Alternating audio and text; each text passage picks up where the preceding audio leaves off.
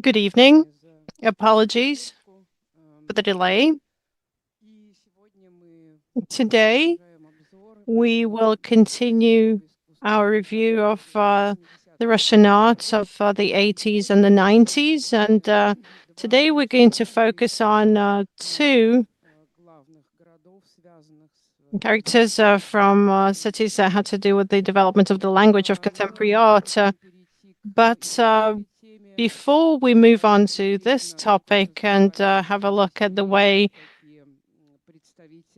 such representatives of the art generation of the new wave developed, such as Timur, Novikov, and Konstantin Zvezdochotov, before we do that, I would like to complete the topic that we discussed last time, the psychedelic revolution, headed, as Andrei Yerofeev, the curator, said, was headed by the medical hermeneutics group.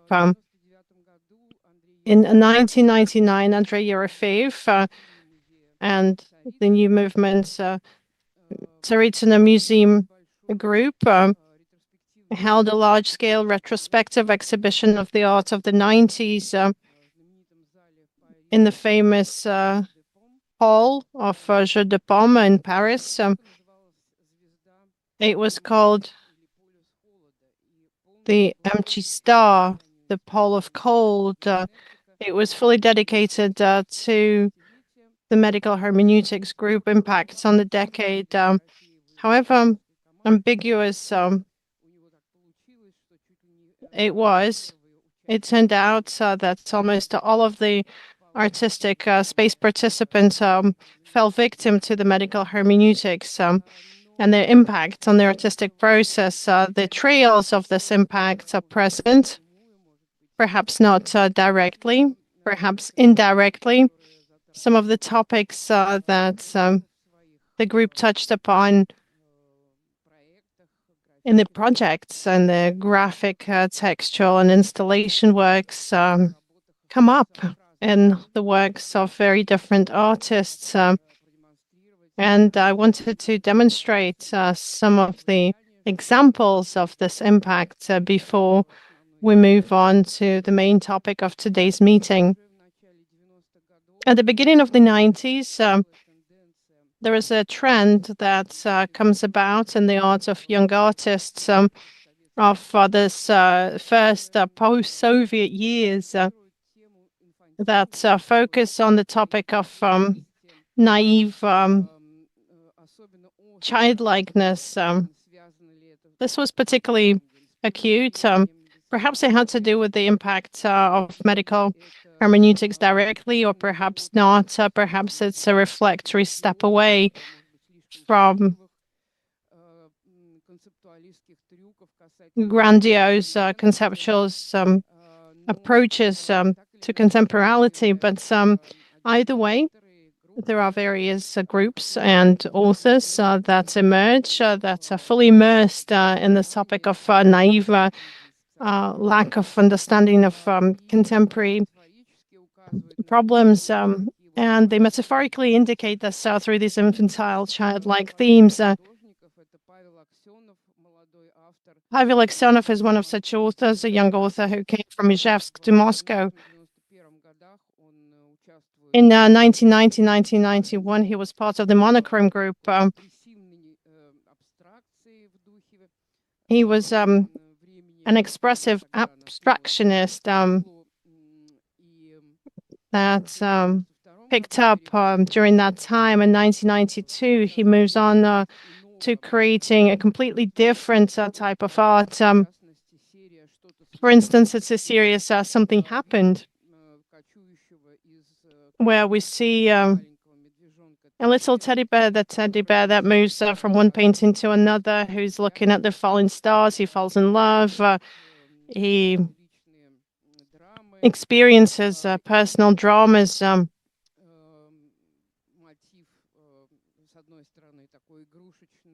It's the motive of a Toy Story on the one hand. On the other hand, it's a constant presence of tragedy. A toy tragedy on the one hand, but very tangible on the other.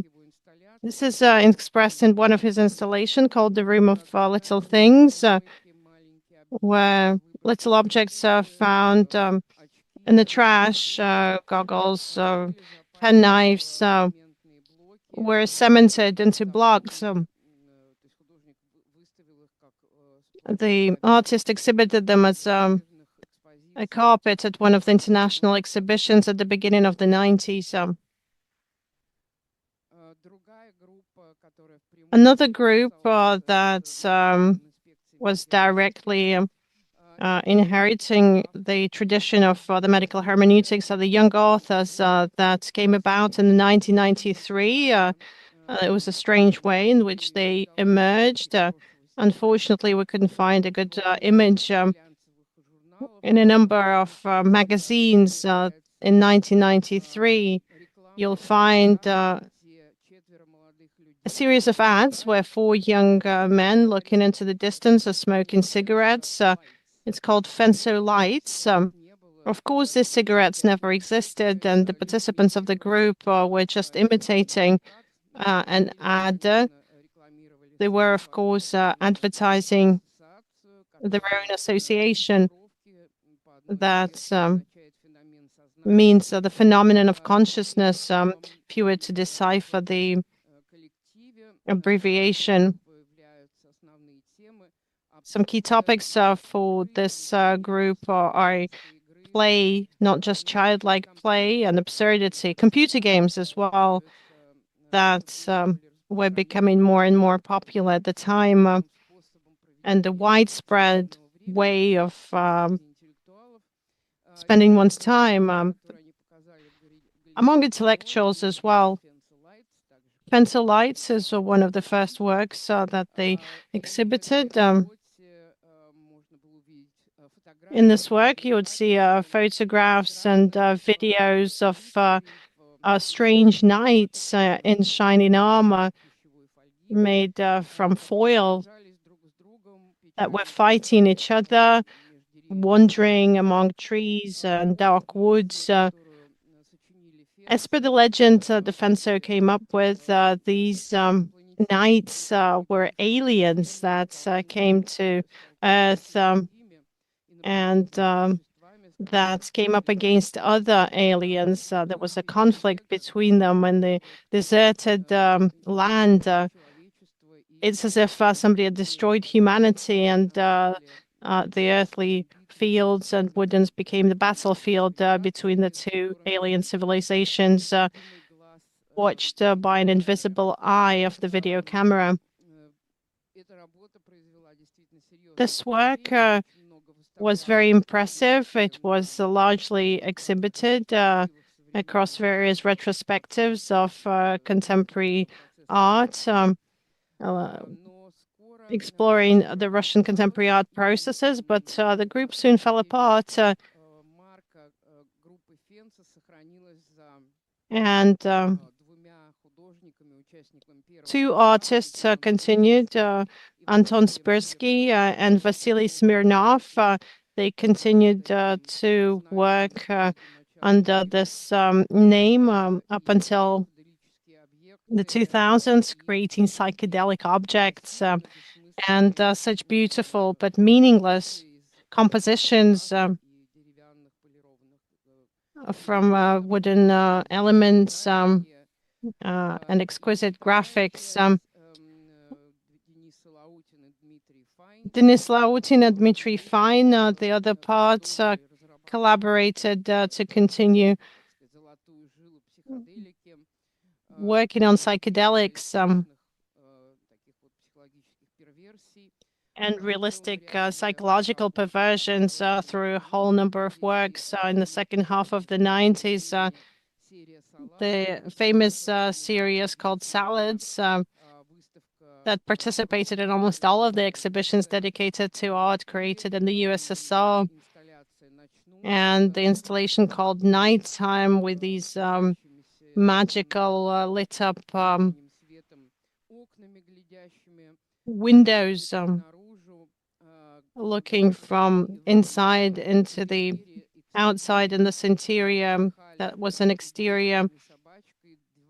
There was a toy dog, and there were two female handkerchiefs floating above it, just like night birds. There's an illusion here. There was no wind in the exhibition space, and these curtains that are floating, they attached to the ceiling with string. And they were specially processed in order to keep shape. Sergei Shutov was another participant of the scene after active exhibition life at the end of the 80s and participating in Asa, the movie. And a lengthy period of working with new media when Sergei Shutov at the beginning of the 90s became the artistic director of the Ptuch Club, where raves would constantly be held and exhibitions of contemporary art. He created an Institute of Technology of Art. He started to do video art at the end of the 90s, the beginning of the 2000s. He started creating completely different installation works, also mystical in nature, something that's out of this world, something that deals with alien civilizations that penetrate our reality. Aliens Aren't Welcome Here is one of the works, which was created based on a hockey board game. Instead of the hockey players, you would see Christmas trees covered with luminescent paints that would light up in the dark. And among these fir trees, you would find figurines of dark-eyed aliens in a Russian forest. The medical hermeneutics group also had an impact on Arkady Nasonov and the Cloud Commission Group. His exhibition you could see recently at the House of Culture in Guest 2. What's characteristic for this group, just as medical hermeneutics, is attention to detail in psychedelics and this discrepancy between the image and the text written on the painting. This tradition dissolves in the 2000s, but still continues to exist marginally, perhaps, in the context of the more contemporary artistic situation. The classical Moscow conceptualism school, in the name of its junior representatives and the participants of the medical hermeneutics group, continues to live to this day and have an impact on contemporary artistic processes, including the art of the now famous Alexei Belyaev Gintoft. He took his name partially off. He's now Belyaev Gintoft. The first part of his work, he was completely different to what he's doing today. One of his first exhibitions, large-scale exhibitions at the Excel Gallery, called Inviting a Spirit. It was made up of his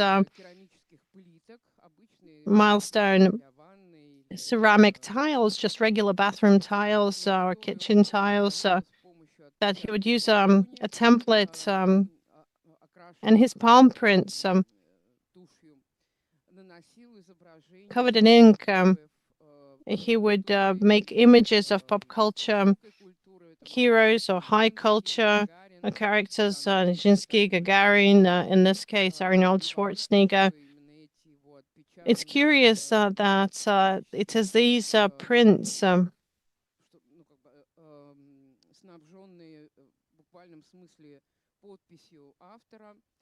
signed quite literally by the author, were valued for this type of personification through manual printing. The artist was able to create these complex installations that would not only include cyborgs, man-made cyborgs, but a huge aquarium with fruit swimming in it, and white lit up powder covering all of the space of the gallery, some kind of psychedelic context that brought together contemporary art themes and club interiors. Together with his friend and co-author Kirill Preobrazhensky, at the beginning of the 90s, Alexei Belyait-Gintoft creates a group called the Lab of Permafrost. They create performances on the streets of Moscow. They create stationary installations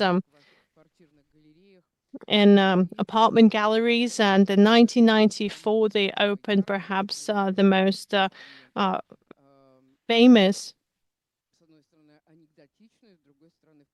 anecdotal psychedelic work called U-87 at the Gino Gallery. In 1994, we saw a model of an airplane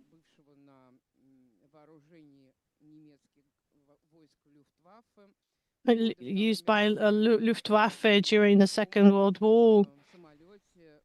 This is the type of airplane the famous postmodernist Joseph Beuys still worked as a machine gun fighter, and it was hit down over Crimea.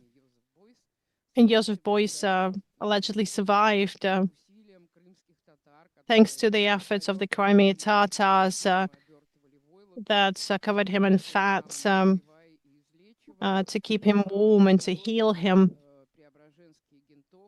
Preobrazhensky and Gintoft played on this fact in Beuys's biography to create a model of U-87 from Russian Valinki winter shoes to recreate this wonder of German aircraft technique to show the dominance of the Russian culture that's bigger than liberal thought of the West. In 1996, Gintoft and Preobrazhensky stopped working together, and Alexei starts on his solo journey that we're going to talk about in January or in February. What's interesting here is to take a sneak peek into one of the pages of his second half of his artistic journey, where he starts to, again, imitate this German myth. In this case, an ancient pagan myth, and legends had to do with the European medieval age. Strangely enough, this story where the artist herself acts as a Titanic knight with a metal glove and a protector bird. You can see himself as a representative of the Bolshevik revolutionary movement, dressed in the traditional clothing, armed with Japanese military instruments, a strange symbiosis, schizophrenic, if you will, trying to cross-link Western European myths with the optics of the Soviet Empire that inherited from the great East that passes on this bait into contemporary Russia. In Moscow, Alexei Belyaev, Gintofta, wasn't a mainstream artist. In the 90s, he found his audience and his support in St. Petersburg, rather. During the time that I'm talking about, the academy, the new Academy of Arts was evolving, headed by Timur Novikov, was developing and growing. And in this, I wanted to move on to Timur Novikov, who was not only admired by young St. Petersburg authors, but also by representatives of the Moscow visual culture.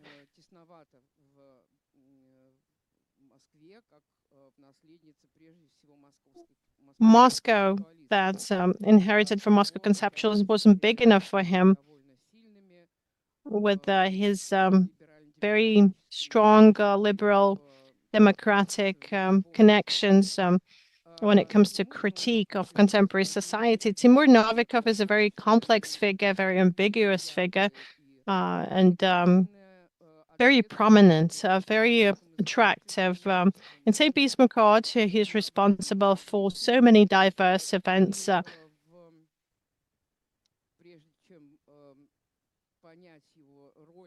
Before we try to figure out his role in the story, we need to go back to the fact that St. Petersburg, Leningrad art of the 50s and the 70s was rather complex. It existed in a different context when compared to Moscow. It was a community of nonconformists, very complicated, because the context of the region wouldn't let the underground artists of the northern capital to evolve as intensely as you would see in Moscow. Moscow was in a completely different economic and ideological set of circumstances. There was no underground unofficial art market in St. Petersburg. There was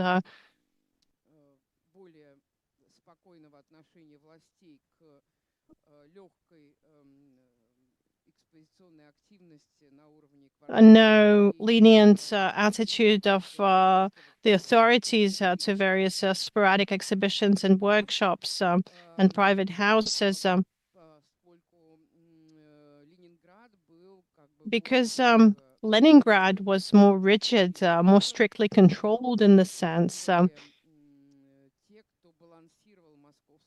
those that would balance out the Moscow situation weren't present there, namely internal and external observers that created non-official arts as a platform for observation, for surveillance over the nonconformist society. All of these representatives of artistic alternative scene and surveillance after each other. At least this is what we can see from the reports from American agents that came to be known through the WikiLeaks, where you can find descriptions of the moods in the Moscow non-official community and the reactions of the artists to various official initiatives. This is not something that you would find in Leningrad. So the local ideological authorities were more rigid, more nonconformist. After the bulldozer exhibition in Moscow in September 1974, it was Leningrad that became the first city in the USSR where official exhibitions were allowed of independent art under a roof. It was an exhibition of art, graphics, and sculpture of nonconformist artists that was held in December 1974 in the foyer of the House of Culture, named after Gaz. And all of the stigmas that Leningrad art received were seen there. Small formats of the works, quite conservative stylistic approaches. It seems like Leningrad was stuck in the dissident modernism of the 1960s that has long been replaced in Moscow by context, by discursive analysis in the works of the senior and the middle generation of the school. Nonetheless, for the Leningrad artistic community, it was a great breakthrough. As you can see, there were a lot of people at the opening that wanted to see nonconformist art. And the second event that was a new stage in the development of the new policy of the Soviet political party leadership was an exhibition that was held in September 1974 in the Nevsky House of Culture. It was bigger, more spacious.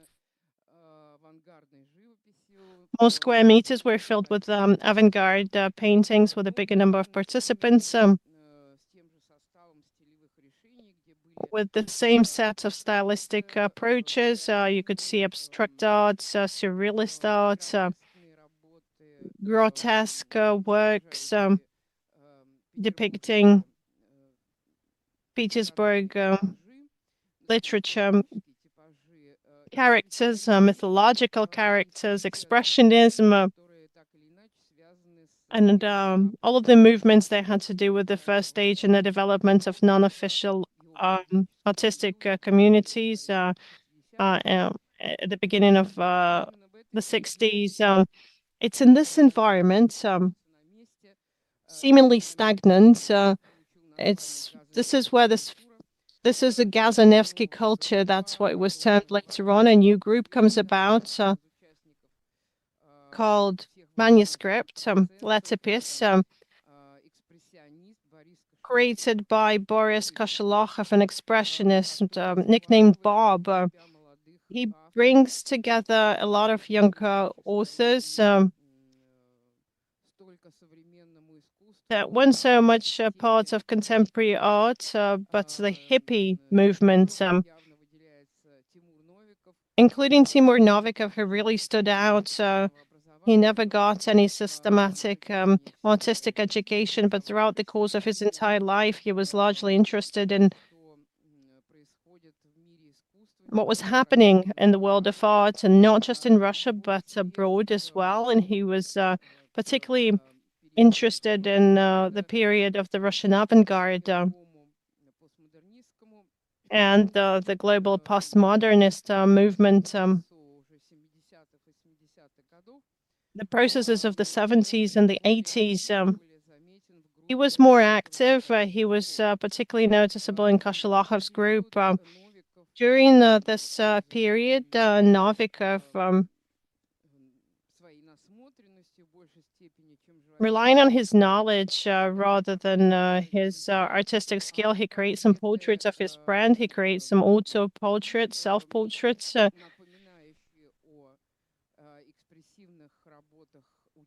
This is something that's reminiscent of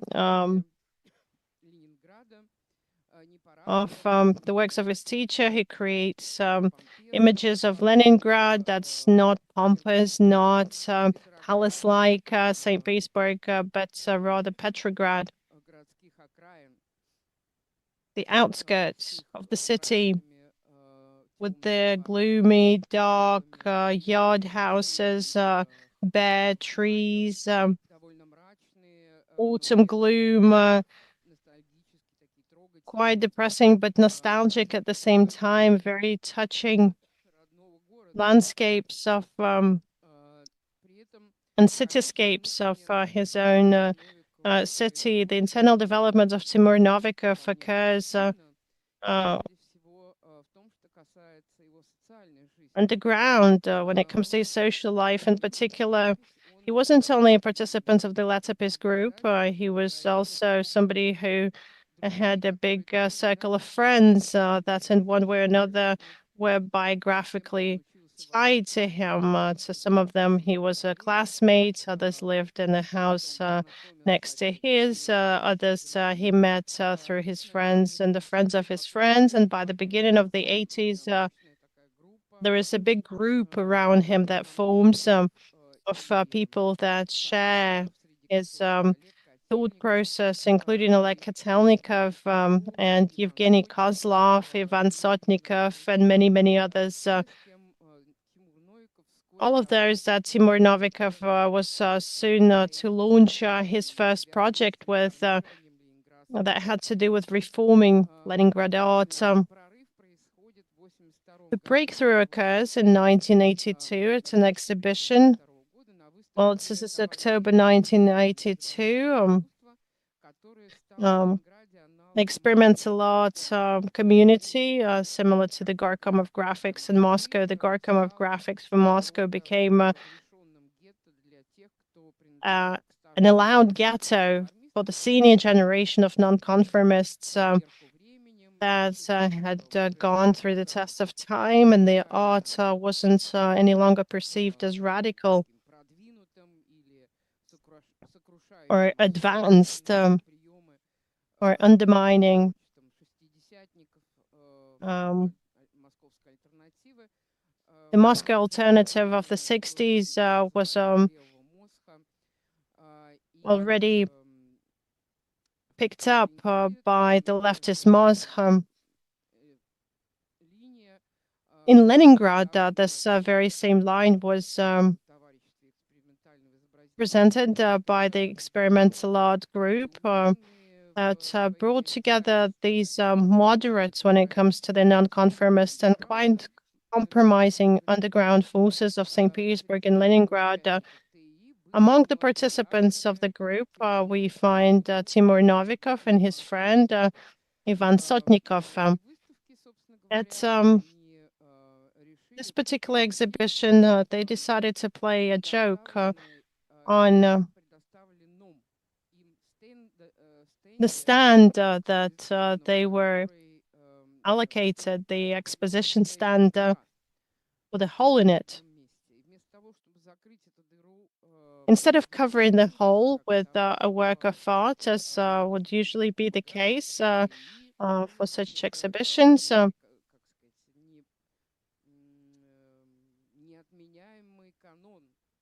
this was a canon, even for the most radical art, so that the state could control. Stepping away painting would be breaking away with this agreement between the artists that wanted to exhibit themselves in official halls. Nonetheless, Timur Novikov and Ivan Sotnikov signed this hole in the exposition wall.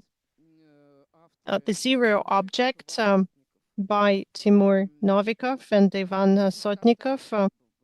This void, this hole signed with the names of these young artists through which you could see them themselves peeking into this hole and the feet of the exhibition audience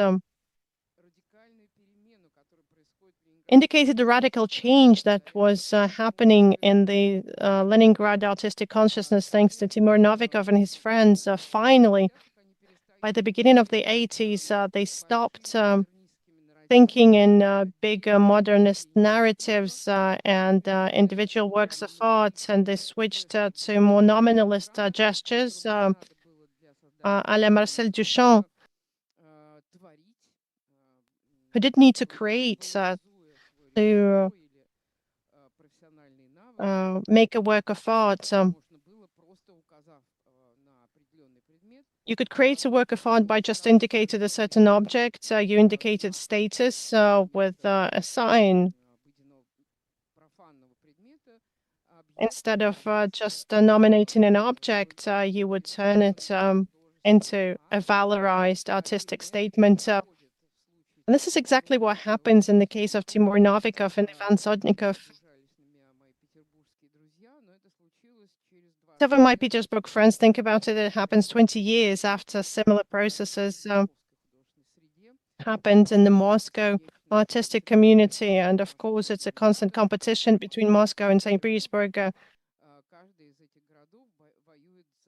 Moscow and Leningrad, each of these cities wants to be first when it comes to being advanced culturally and intellectually, and when it comes to beauty. But I do have to insist on this fact. Nonetheless, at the beginning of the 80s, this breakthrough does happen in the conceptualized artistic gesture as this inscription to the void, a hole, receives quite a curious continuation. These zero object talents we created. We have some of these in the archive of the garage museum. A continuation. This is a slide frame. Novikov T, Sotnikov E, Zero Object, 1982. That's not it. The camaraderie of experimental art headed by Sergei Kowalski, who became later on the founder and the artistic director of the Center of Contemporary Art at Pushkinskaya 10, criticized the young artists, focusing their attention on the fact that such escapades don't have a place when it comes to official territory. In response to this, Novikov and Sotnikov responded with a series of formalized responses. It's almost a detective-like investigation. They were explaining what the zero object was and the way it should be perceived. They created a lot of zero object communities. The zero artist title, and they would write a lot of these letters that the association had to respond to. And this one-off nominalistic gesture continued and lived on as a project over time, with a lot of archive documentation to accompany it. During the same period, Timur Novikov, although he did create this mental breakthrough with the zero object in the center of it, he continued to also work on paintings heavily impacted by the retrospective of Mikhail Larionov. Miraculously, it did open in Leningrad. Having seen the early avant-garde works by Mikhail Larionov, Timur Novikov was absolutely stunned. He was stunned at the brightness and the simplicity and the weightlessness and revolutionary nature of art. We talked about this many times already. Artists that developed during the Soviet period were devoid of this access to most of the heritage of Russian avant-garde. That's if they didn't have somebody they knew among the Tretyakov Gallery of the Russian Museum archive guardians. The main exhibitions of these museums lacked this period. They had to do with the development of the Russian avant-garde school. But from time to time, these works would be exhibited despite all of the alienation and bans. And for Novikov, seeing the futuristic works of Mikhail Larionov, this is something that played a key role in his evolution. Gradually, he transitions from painting to collage. He calls them based on the recomposition principle, based not on a realistic depiction of various landscapes and cityscapes, but the interaction of expressive collage elements that creates an alternative, non-literal space, an independent alternative city space. For instance, the Palace Square is exhibited as a second zero object, an absolute void. In this sense, Novikov responds to the image of the empty center that was very relevant for the Moscow artistic space. In his biography, he indicated that in the 80s and then in the 1981, he would frequently visit Moscow, and he met the young forces of the Moscow Young Conceptualist School, Nikita Alexeyev, the Mukhomar Toadstool Group, Dmitry Zakharov, Yulia Albert, and of course they had their impact on him. Just like the works that he could see in the Aptart gallery space that he would frequently visit for various exhibitions that would take place there at Alexeyev's apartment as well and outside. In 1983, based on this zero object project, Timur Novikov announces the creation of a new artist group. The basis for these meetings would be his room in a communal apartment where he then lived. It was a space that was called the Asa Gallery. In this friendly circle, in discussions initiated by Timur Novikov, the central element was the category of novelty. It had to do with the creation of artistic works. It could have been paintings or objects or musical compositions, performances, etc.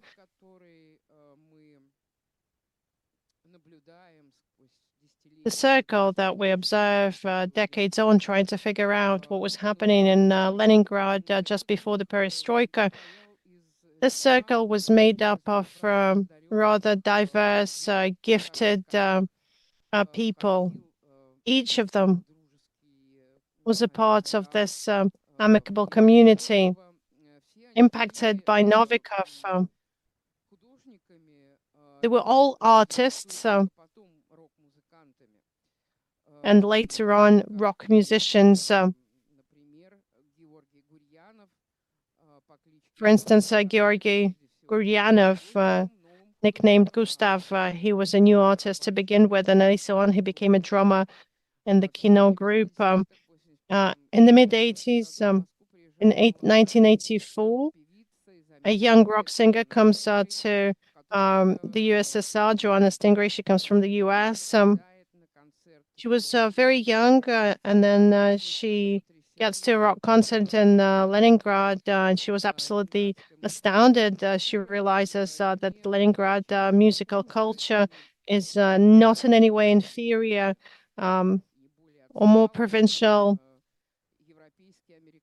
than European and American rock scenes.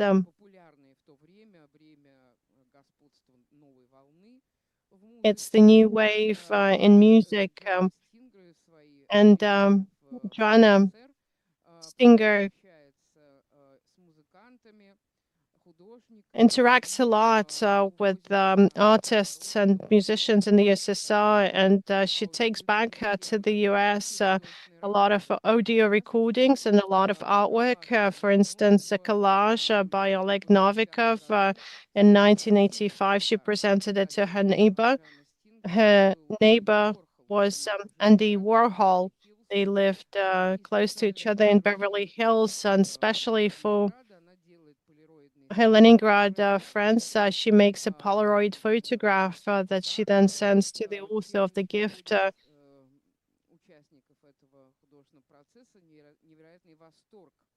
making the participants of this artistic process incredibly excited. As per the memories of Moscow artists, that were living through a stagnation after the closure of the Aptar Gallery, and the Toadstool Muhammad group forced conscription to the army. And this gloominess at the kindergarten squats during one of the days at the very end of 1985, the beginning of 1986, Leningrad group comes to Moscow to cheer up the depressed Moscow friends. And the Moscow friends were surprised to find out that an artist that couldn't officially be an artist was able to show his works without getting depressed. He enjoyed the artistic process that turns into a life-building movement, permanent festival, if you will, where the creation of a fresco at Oleg Kotelnikov's group would turn into a rave in the Assa Gallery, combined with the promenades at night along the Gribboyedov Canal.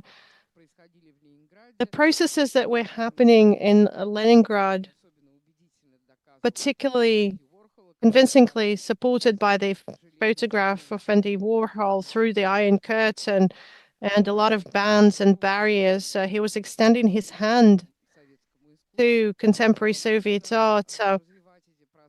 You could develop these processes with no censorship in a parallel reality to the Soviet context. This is a photograph showing the members of the Leningrad counterculture community. We perceive them first and foremost as representatives of the rock culture of the northern capital: Konstantin Kinchev, Viktor Tsoi, Boris Grebenshchikov, Georgy Guryanov, Sergei Kuryokhin. At the same time, we understand that both Tsoi and Guryanov and Grebenshchikov were first and foremost artists, painters. That's why among them is a conceptual stem that brought together the Leningrad underground.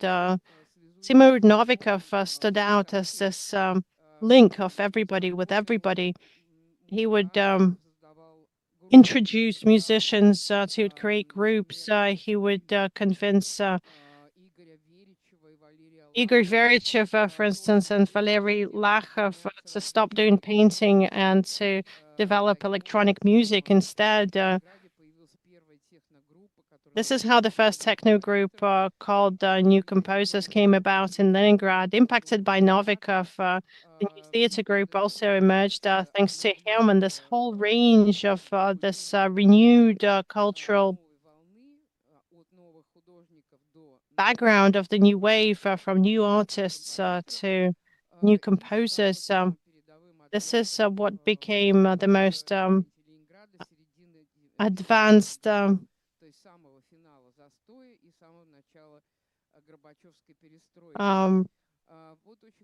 a group of people that worked during the beginning of the perestroika. The Desky Sad group, the new wave of the community made up of Sergei Mironenko. He came from an exile. And the leader of the new artist, Timur Novikov, Zhana Aguzarova, the Bravo front singer, and a model, fashionista, an artist, Garik Asa or Oleg Kolomichuk. who was a style model of sorts for those that would become a part of the circle of the Moscow Leningrad artistic uh, community. Roughly speaking, we had the Mlada conceptualists, the rock scene of Leningrad and Moscow, the new artists, and representatives of the new style of life that had to do with revising all of the fashion trends in global culture and the culture of the USSR. I will mention in passing that Versace models and Dior models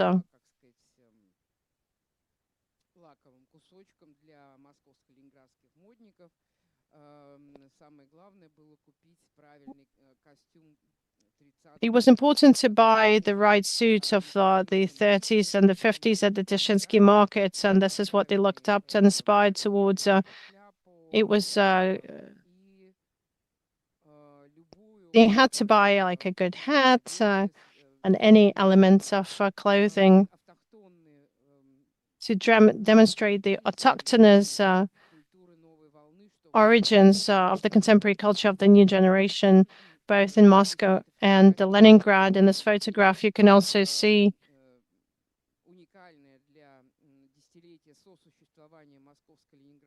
the coexistence of the Moscow and Leningrad artistic communities, which was unique for the time, for the first and perhaps the last time.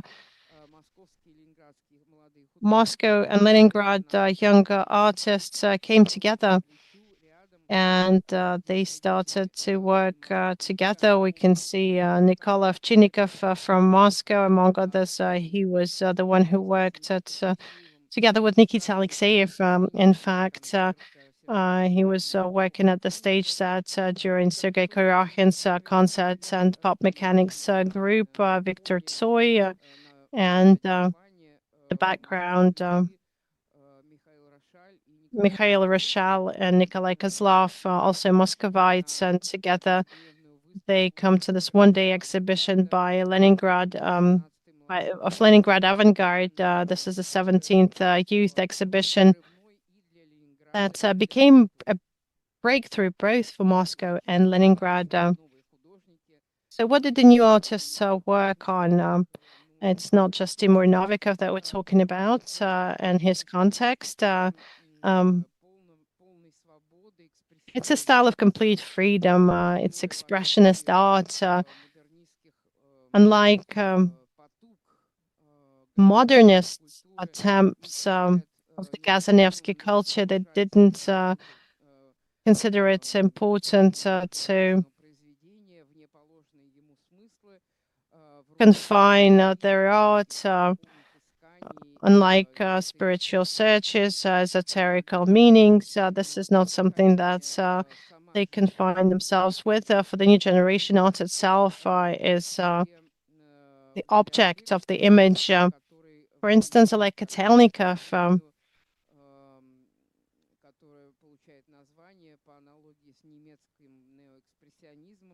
similar to German neo-expressionists, these are the new geeks. It's not random that the hit of the brush is the name of a recent retrospective of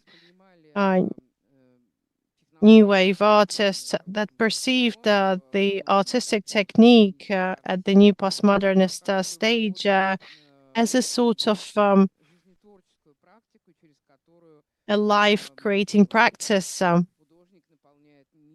through which the artist fills the world with their energy, even if they're imitating their low-brow position.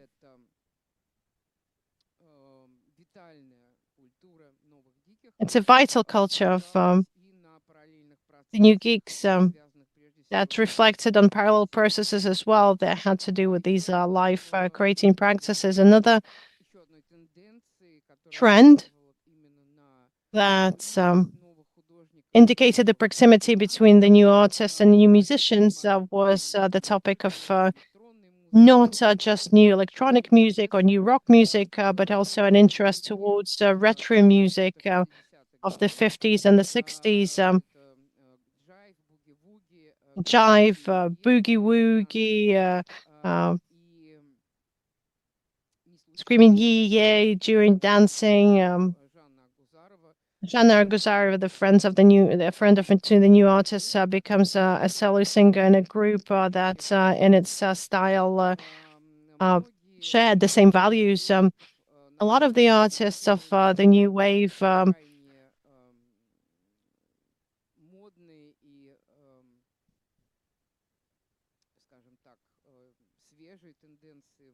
were looking towards the more advanced trends in the Western art. For Victor Tsoi, looking at these works of his, we can say that he was heavily impacted either by the graffiti culture of the New York school, very much in style of Keith Haring,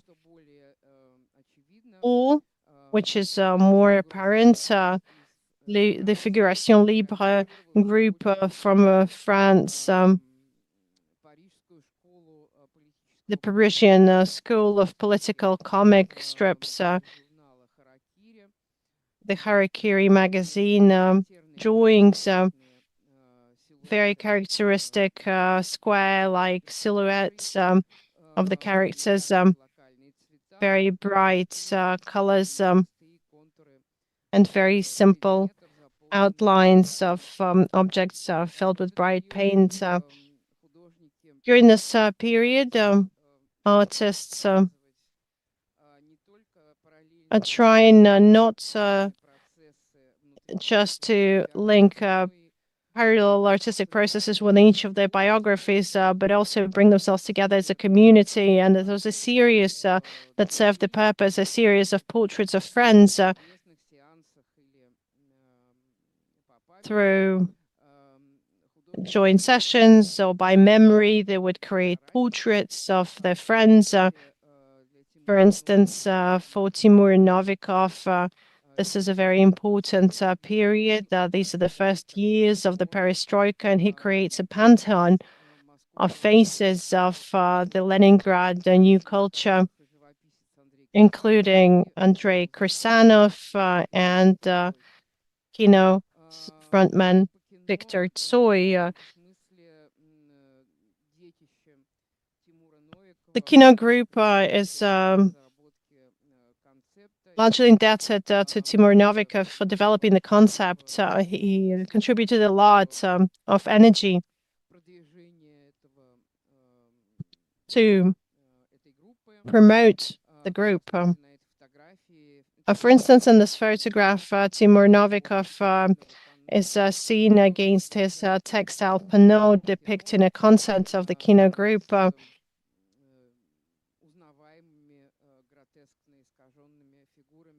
With recognizable figures, albeit grotesque. During the same period, pop culture starts to invade the minds of the young artists.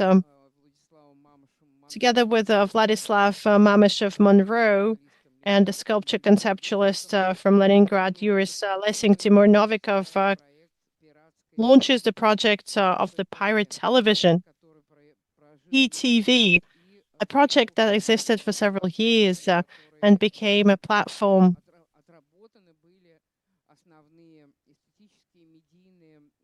for working through the key aesthetic and media foundations for the arts of the upcoming decade in St. Petersburg art. This is gayness and freedom,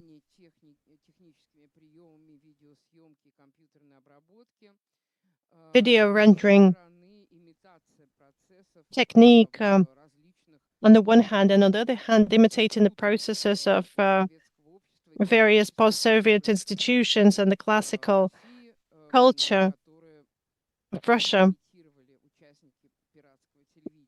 The Pirate TV group participants would imitate these processes. It's during this period of Pirate TV that Timur Novikov is rethinking his artistic journey. It's during this time that he shifts from painting and collage to creating textile works, applications. For instance, the rocket is one of the early fabric works. For Timur Novikov, this is a logical continuation of the practice of recomposition, at the basis of which you'll find the theory of sign perspectives, later on launched which later on launched the Horizons project, consolidating the stage in the artistic journey of Timur Novikov. The line of the horizon symbolizes very different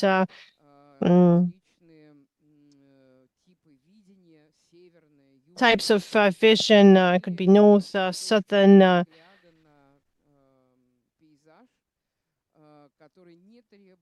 different powers of nature.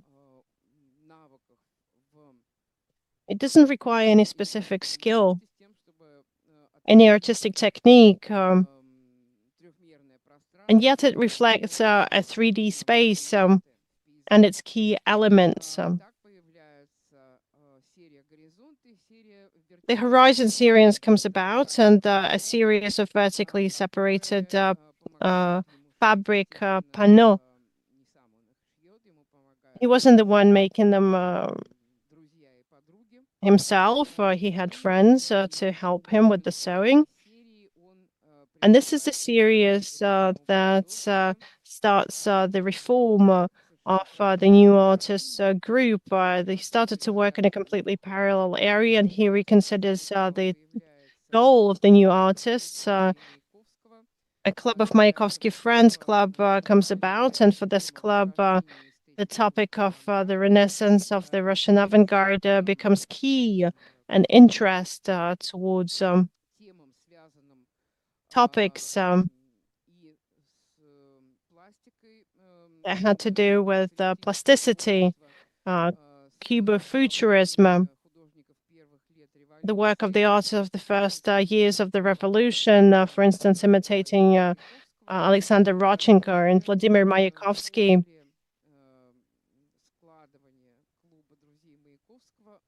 After the Friends of Mayakovsky Club ceases to exist, an idea comes about to start an enlightenment project.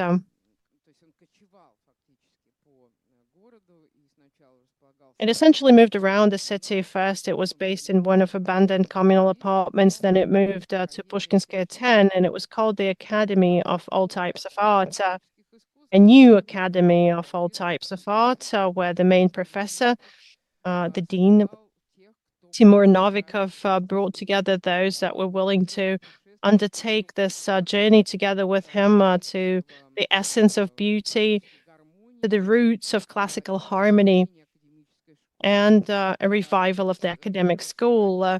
One of his first professors of this Academy of All Types of Art was Georgy Guryanov, who declaratively stepped away from the aesthetics of the new wave of the 80s in favor of realistic paintings, very reminiscent of Leni Richtenstein's photographs, stop images from Stalin era films. For instance, the strict young man from the 1930s accompanied this transition from the aesthetics of the new wave to the aesthetic of academic art. These transitionary processes were described by Georgy Guryanov through this new ideology based on an interest towards realistic painting, towards classical art, towards classical drawing. Moreover, it's a negation of any modernist experience of the entire 20th century and of the Russian avant-garde of the 10s and the 20s and the post-war alternative art. And as you can see, Guryanov is appealing to beauty and a common sense, seen suntanned, sunlit young bodies is way more reasonable than staring at the black square, looking smart. Later on in the 2000s, 2010s, they said that Timur Novikov's project to step away from inheriting the avant-garde line in the art of Russia and reviving the academic tradition was a postmodernist irony of sorts. As a protagonist of a lot of the processes, Timur Novikov needed this dynamic in artistic processes, and he had to reconceptualize the Leningrad artistic community in its context in order to renew it and refresh it and its movement towards new horizon, to inject a new energy that Novikov saw in the opposition between Moscow and St. Petersburg. This juxtaposition of the new academic line to the Moscow radical politicized art of the beginning of the 90s. In the meantime, Timur Novikov continues to work with the Horizon series. He's not changing at all through the course of time. These are fabric applications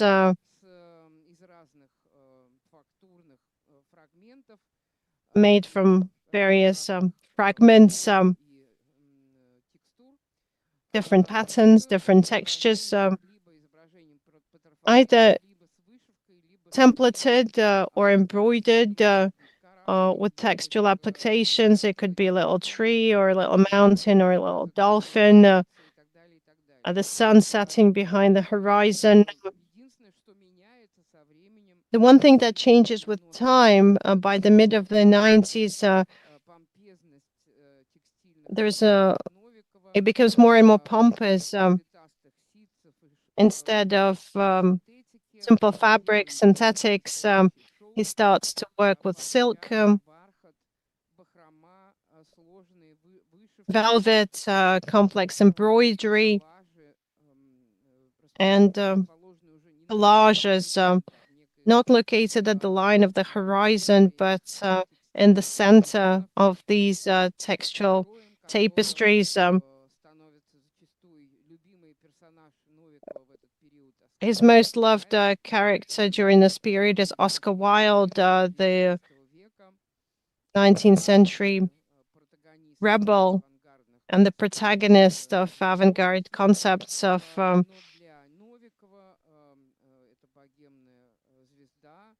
life creativity. He is the reincarnation for Novikov of classical culture that seems to have been lost, but that needs to be revived in order to emphasize the fact that the future of Russia is not in appealing to Western values, but rather in reviving the concepts of the past, of the 19th century.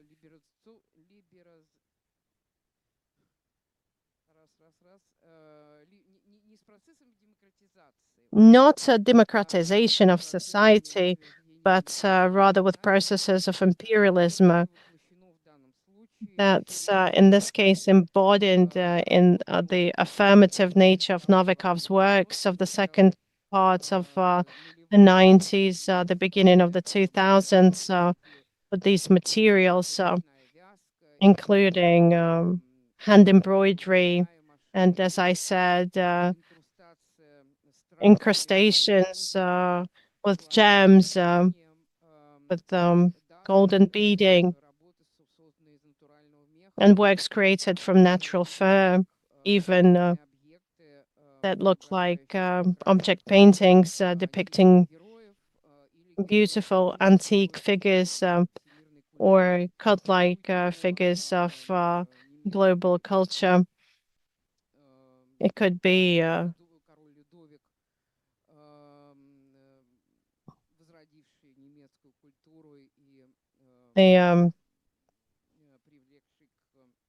German Ludwig,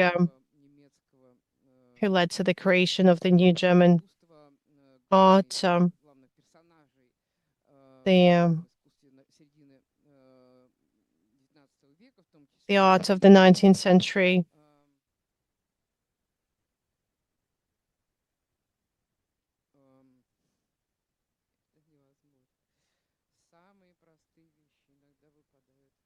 Sometimes the simplest thing slip your mind. Wagner, Oscar Wilde, Amor in Psyche, the Chinese emperor,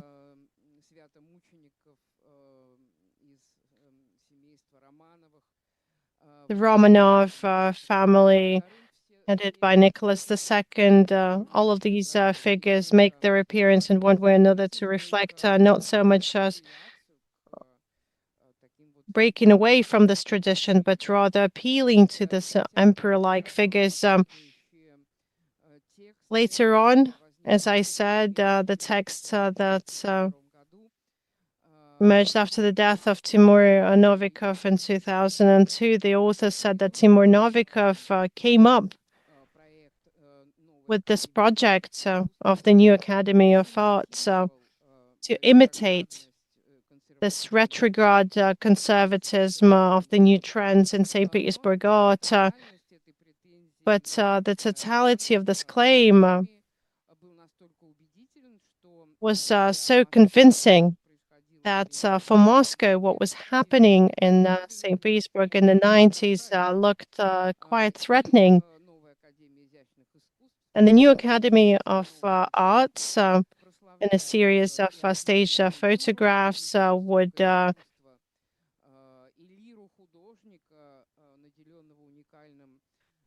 talk about singing to the antique lyra,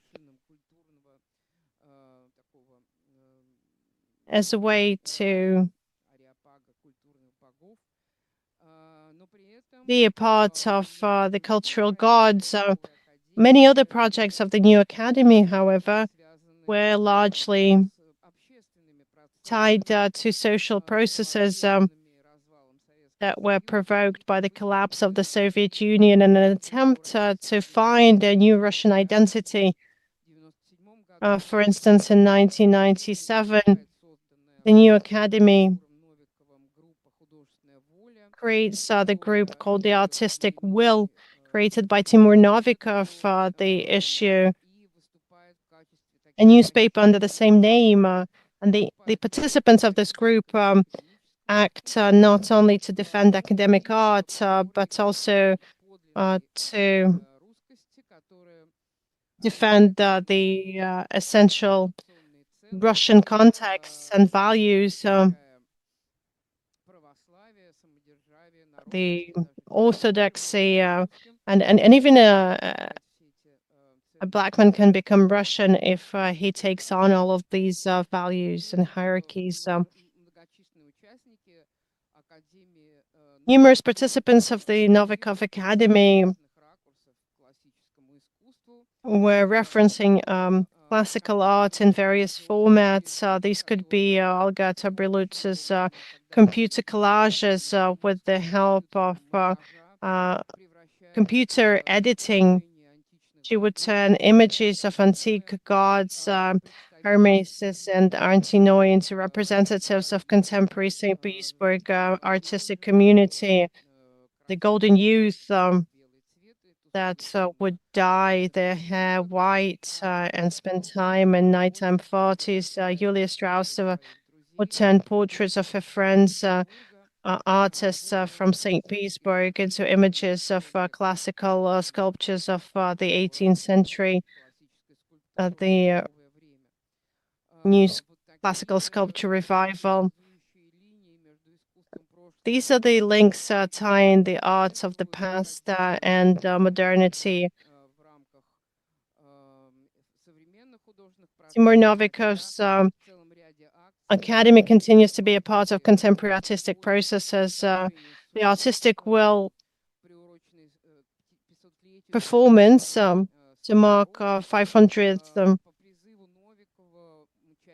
anniversary from Savonarola's death, they would burn in the territory of the Peter and Paul fortress. They would burn their own works, denying their own ambitions to continue the avant-garde of the beginning of the 20th century. They insist on the fact that Europe has returned, so that Europe once again gets rid of postmodernistic decadence and comes back to authentic classical beauty. In the 2000s, the artistic will group becomes an object of one of the exhibitions in the gallery. You can read the name on the leaflet. I'm not going to pronounce it.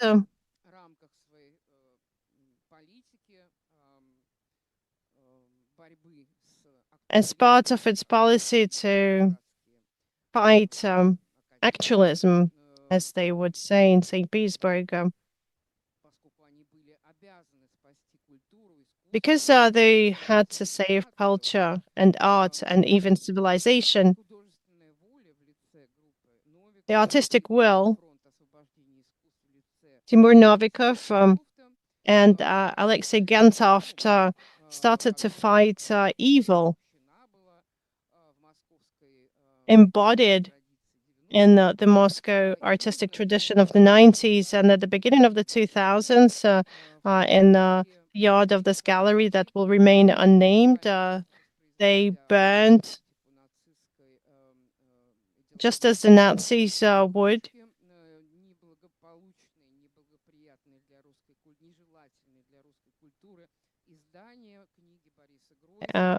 Boris Groys's book, the artistic magazine, everything that led to the post-conceptualist Moscow school. They condemned various performances by Moscow artists. Leningrad culture in the 2000s becomes a model.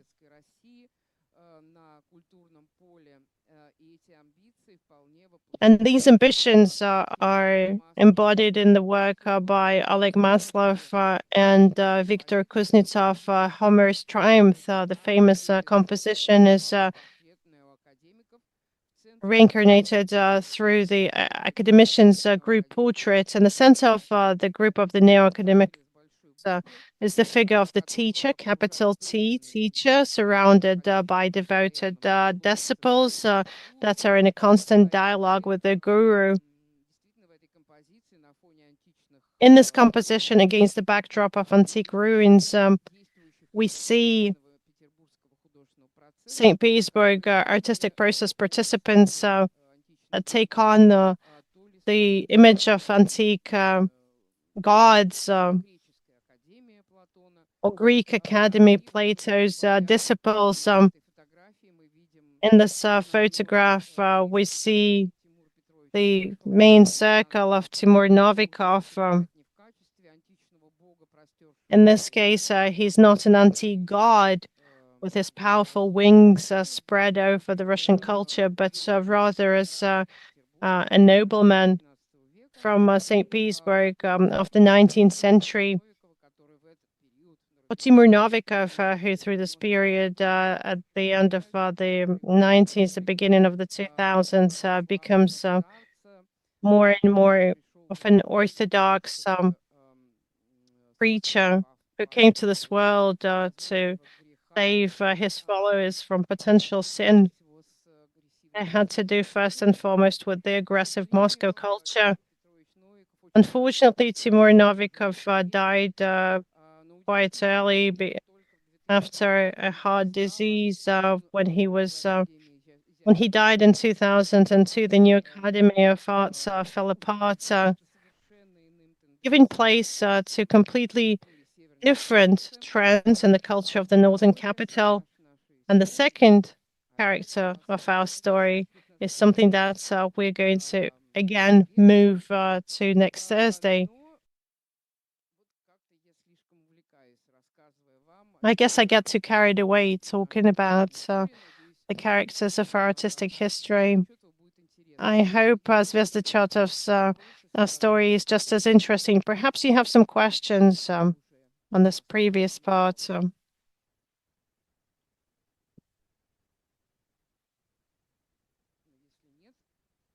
If there are no questions, then I will say goodbye for a week, and I'll see you on the 5th of December. Thank you.